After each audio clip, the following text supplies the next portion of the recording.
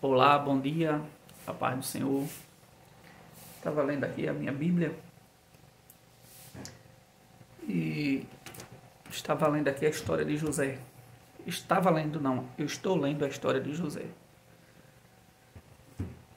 Comecei a ler a Bíblia desde o começo agora do ano e estou na história de José. Já deveria ter terminado o Gênesis, mas eu operei o olho e atrasei a minha leitura. Mas eu acho muito interessante a história de José. Que coisa linda o que Deus fez na vida de José. Ninguém entende o propósito, nem como Deus trabalha. A mente do homem é muito curta e limitada para entender os propósitos de Deus. José tinha 11 irmãos, né? E uma irmã, mas a irmã a Bíblia não menciona muitas vezes, mas poucas vezes. Mas irmãos do sexo masculino ele tinha 11, com ele 12. E ele era diferenciado.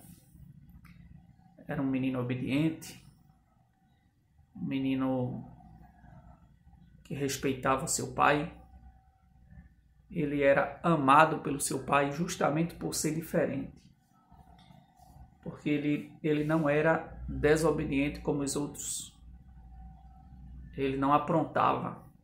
Era um menino que desde a sua tenra idade, né, desde novo, demonstrou ter caráter e personalidade, uma boa personalidade, né? Uma pessoa que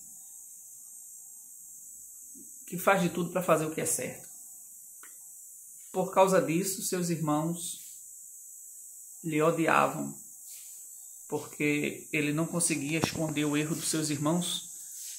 Não é porque ele era dedo duro, não é porque ele era caboeta, não é porque ele era fofoqueiro, não é porque ele era X9, é porque ele não conseguia ser cúmplice. Ele entendia que se ele encobrisse os erros dos seus irmãos, ele seria conivente ou cúmplice. Então ele contava tudo ao seu pai. Se os seus irmãos pisassem na bola, ele contava para o seu pai. E isso despertou o ódio, a ira, a raiva dos seus irmãos. Porque quem anda errado nunca vai gostar de quem anda certo. Quem faz errado nunca vai gostar de quem faz o certo. Tem um versículo no livro de Provérbios que diz que praticar a justiça é um insulto para aqueles que andam errado. É algo abominável.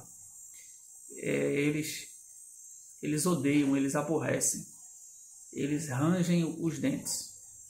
Os que andam errados rangem os dentes de ira e de ódio dos que procuram andar certo, né? E além disso, além de José ser um jovem direito, respeitoso, honesto e de bom caráter, ele tinha sonhos. E os seus sonhos não eram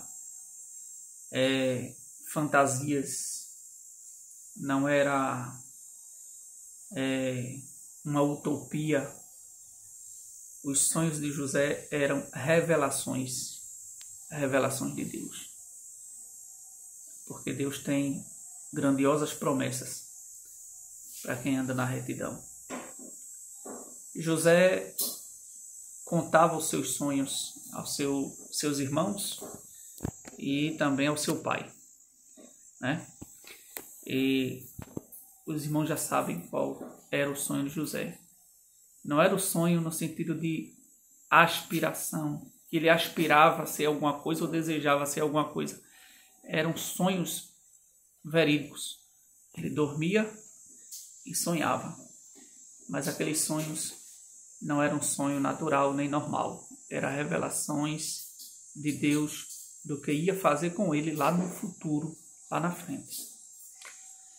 E ele sonhou que estava com seus irmãos no campo, colhendo feixes, não sei se de capim ou de lenha, e ele via que os feixes dos seus irmãos se curvavam diante do feixe dele.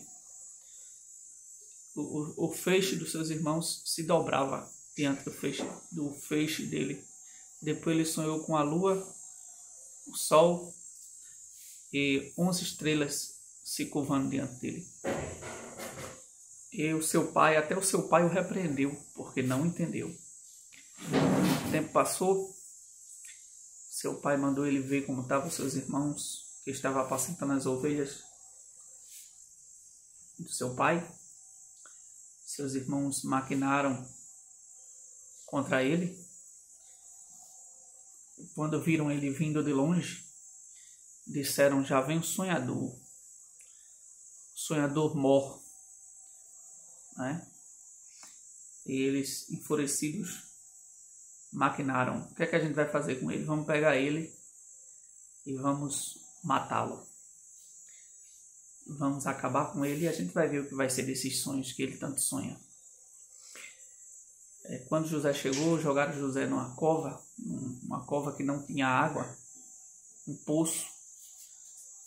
E Rubens tentava livrar José da mão deles, porque Rubens não queria derramar o sangue do seu irmão. Rubens era o mais velho, certamente tinha mais coerência, né? Pensava mais um pouco nas consequências. Só que Rubem se afastou. Então os irmãos tiraram José da cova, venderam José a uma caravana de ismaelitas, que eram negociadores, e venderam José por 30 moedas como escravo. Pegaram José, levaram José para o Egito. Chegando no Egito, botaram José para ser vendido numa feira de escravos. E Potifar, eunuco de Faraó, né, comprou José. Porque a Bíblia diz que José, ele era jovem, ele era muito bonito, ele tinha o corpo físico atlético, era um jovem de semblante lindo, e o seu corpo também. A Bíblia menciona isso aí. E Potifar comprou José e levou para sua casa. E quando José começou a trabalhar lá na casa de Potifar, a Bíblia diz que o Senhor era com José. Isso faz toda a diferença. Não importa a injustiça, não importa a injustiça que sofremos ou que sofreremos. Não importa o tamanho das injustiças que nos sobrevêm. Se o Senhor for conosco, se o Senhor estiver conosco, Ele nos abençoará em qualquer lugar que a gente estiver. E ali na casa de Potifar, as coisas começaram a dar certo. Começaram a prosperar.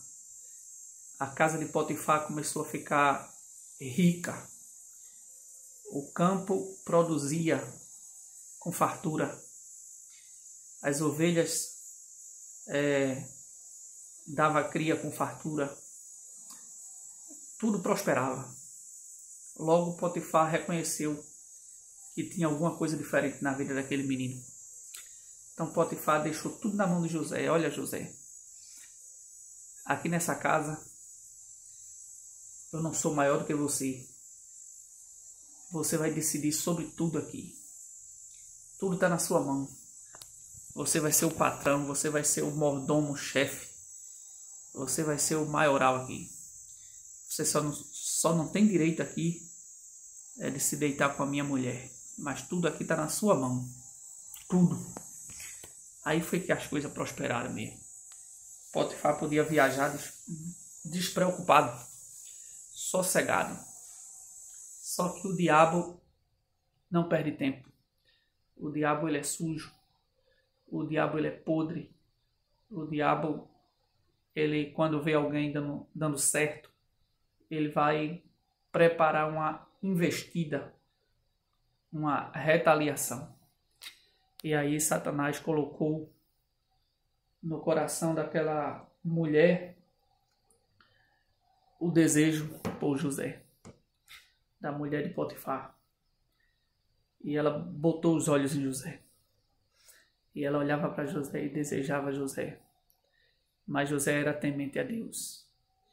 E a Bíblia diz que dia após dia, ou todos os dias, ela insistia com José, dizendo para José: se deita comigo.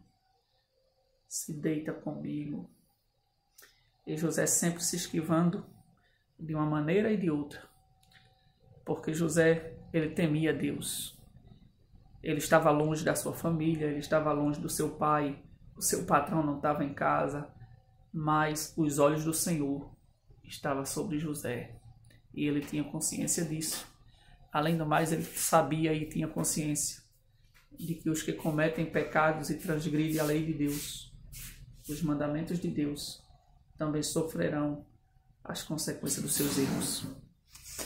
E chegou um dia em que o patrão não estava em casa e os funcionários também não estavam por perto.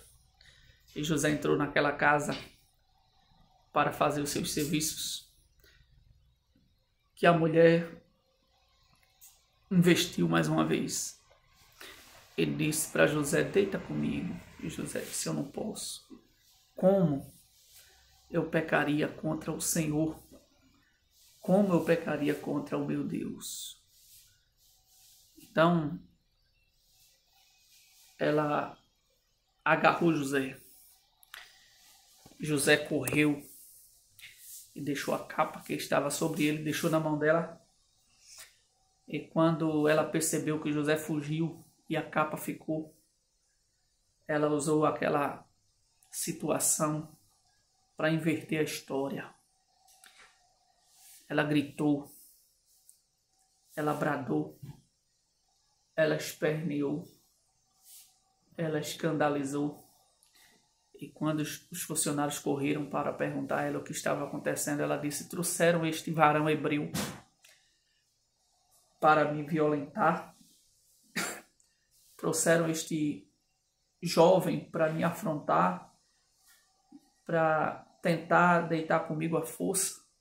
Ele tentou me violar, tentou me violentar, né? Em outras palavras, ela disse: ele tentou me estuprar. E os funcionários acreditaram nela. O patrão, quando chegou, acreditou nela. José foi caluniado.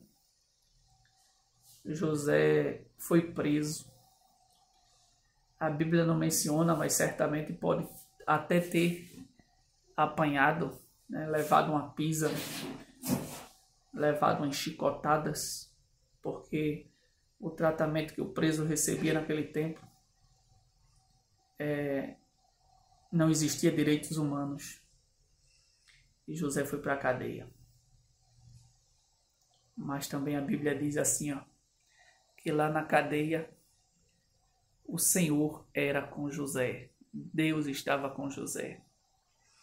E até na cadeia, José mantinha um espírito calmo, sereno e tranquilo.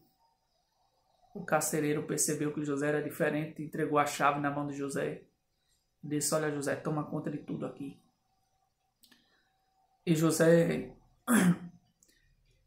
pelo menos é o que eu vejo na Bíblia, que eu tenho conhecimento. Pode ser que existiam outros antes dele, mas foi o primeiro preso que eu vi tomar conta de outros presos. Foi José. E a Bíblia diz que 2 funcionários de Faraó, o rei do Egito, 2 funcionários, um copeiro e um padeiro, fizeram coisas que não agradou a Faraó, e Faraó mandou prender os dois. E eles foram presos na mesma cela que José estava. Só que dentro da cadeia, todos os dois tiveram um sonho. O copeiro e o padeiro. O copeiro sonhou com uma vide e 3 ramos, e ele tirava daqueles ramos aquela uva e amassava no copo e entregava o copo na mão de Faraó. O padeiro sonhou com 3 cestos de pães e de toda sorte de produtos que é feito do trigo. E ele disse que tinha um cesto mais acima, onde vinham as aves do céu, comia os alimentos que estavam ali. E José disse para eles, disse para o copeiro, dentro de 3 dias, Faraó vai te restituir o teu posto e tu vai novamente entregar o copo na mão do Faraó. Quando o padeiro viu que o sonho do copeiro foi bom, a interpretação, ele disse, eu também sonhei. E quando ele contou, José disse, contigo vai ser diferente. Daqui a 3 dias, Faraó vai mandar arrancar a tua cabeça e as aves do céu vai comer o teu corpo. Se cumpriu o sonho, conforme José interpretou. O padeiro foi morto e o copeiro voltou para ser copeiro de Faraó. Só que José disse uma coisa para o copeiro. José disse, quando tu estiver diante de Faraó, se lembra de mim? Diz a Faraó, menciona o meu nome lá, diz a ele que eu estou aqui injustamente, diz a ele que eu sou hebreu, eu vim para cá, fui vendido, vim parar aqui e não cometi coisa alguma para estar aqui. Certamente o copeiro deve ter dito a José, não se preocupe, porque eu vou lembrar do seu nome. Só que o copeiro esqueceu. E José passou mais 2 anos na cadeia. O copeiro esqueceu, mas Deus não. Deus não esqueceu. Depois de 2 anos, Faraó sonhou. Deus deu sonhos a Faraó para mostrar o que ia acontecer no Egito. E Faraó sonhou com 7 vacas gordas que subiam do rio Nilo. E depois sonhou com mais 7 vacas magras, bastante magras e feias. E as vacas magras engolia as vacas gordas e continuava com seu mesmo aspecto, magra e feias. E Faraó ficou perturbado com que tipo de sonho era esse. O que é isso? O que é que está acontecendo? Depois sonhou com mais 7 espigas. Não sei se de trigo ou se era espiga de milho, mas eu sei que era espigas. E ele sonhou que aquelas espigas que nascia naquela vara eram gordas e bonitas e robustas e vistosas. Mas ele sonhou que saía mais 7 espigas feias, queimadas pelo vento oriental, umas espigas destruídas, que engoliam as espigas boas e ficavam com a mesma aparência de antes. E Faraó mandou chamar todos os sábios do seu reino, os adivinhos, quem sabe os feiticeiros, os agoureiros, os encantadores, e ninguém sabia da interpretação do sonho. Aí o copeiro se lembrou, caiu a ficha. Copeiro. Ah, meu Senhor, dos meus pecados me lembro eu.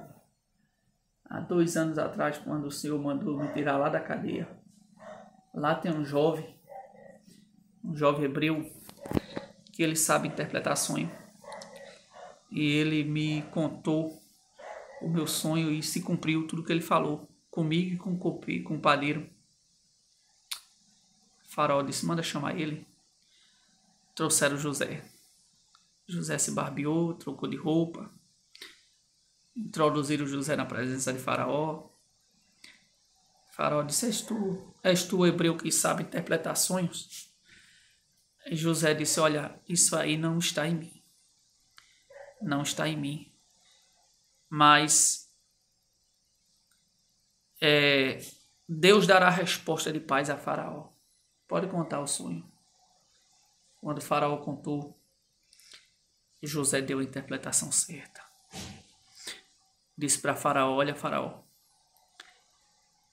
o que Deus tem para fazer, ele tem pressa. Por isso que ele te revelou 2 vezes. O sonho é um só. Vai ter 7 anos de fartura e depois vai vir 7 anos de fome.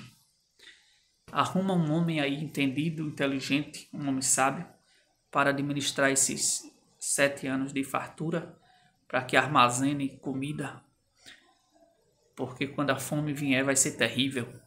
E se não tiver comida no estoque, a terra toda vai padecer de fome. Faraó olhou assim para os seus sábios entendidos e disse, onde é que a gente vai achar um homem tão sábio que nem esse? É você, José.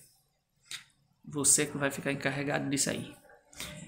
Faraó mandou chamar os seus soldados, mandou pegar o seu carro que ele costumava andar, colocou José em cima e mandou proclamar em todo o Egito que José seria o segundo no trono e que ninguém poderia fazer nada, nem mover uma palha sem a ordem de José.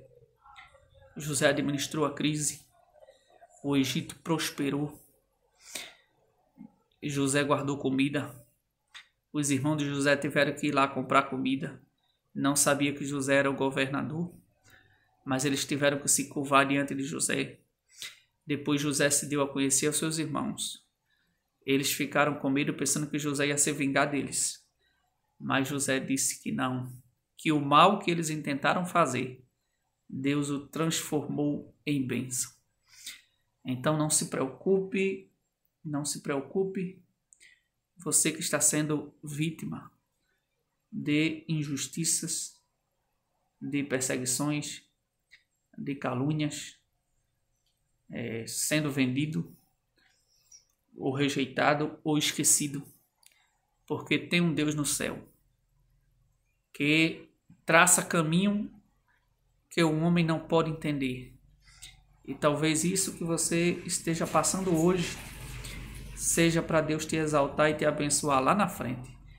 E através de você, muitas pessoas serão beneficiadas. Deus abençoe a todos em nome de Jesus.